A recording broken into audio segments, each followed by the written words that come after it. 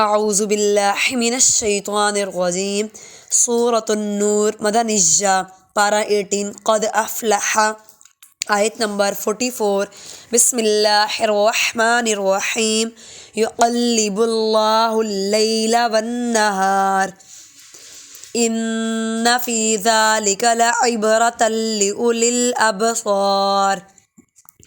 واللہ خلق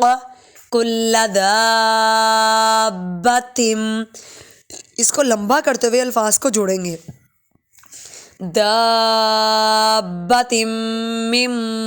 ماء فمنہم من یمشی علی بطنہ ومنہم من یمشی، یہاں پر غنہ بہت ضروری ہے، منہم من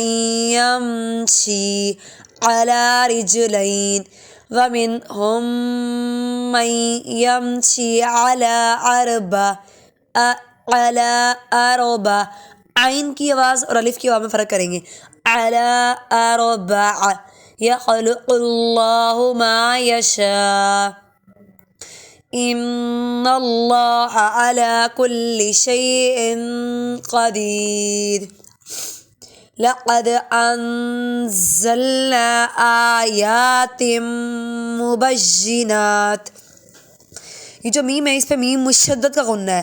کہ جتنے بھی میم اور نون ہے اس میں میم مشدد یعنی کہ میم مشدد اور نون مشدد پر ہمیشہ غنہ ہوتا ہے، ہم وہاں پر یہی غنہ کیا جا رہا ہے، جیسے والنہار میں نون مشدد، انا میں نون مشدد اور باقی سب میں میم سے غنہ کیا جائے گا۔ واللہ یہدی من یشاء الی صراط مستقیم ویقولون آمنا باللہ وبالرسول واطعنا ثم یتولی فریق منہم من بعد ذلک وما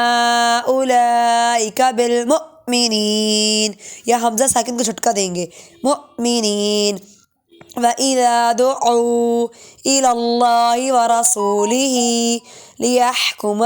بَيْنَهُمْ إِذَا فَرِيقٌ مِّنْهُمْ مُعْرِضُونَ وَإِن يَكُن لَّهُمُ الْحَقُّ يَأْتُوا، یہاں پر بھی ہم ساکن کا گنہ کریں گے، جھٹکا دے کے پڑھیں گے، یَأْتُوا إِلَيْهِ مُذْعِنِينَ، عین کی آواز پوری نکالنی ہے، أَفِي قُلُوبِهِم مَّرَضٌ أَمِ ارْتَابُوا أَمْ يَخَافُونَ أَن يَحِيفَ اللَّهُ عَلَيْهِمْ وَرَسُولُهُ بَلْ أُولَئِكَ هُمُ الظَّالِمُونَ إِنَّمَا كَانَ قَوْلَ الْمُؤْمِنِينَ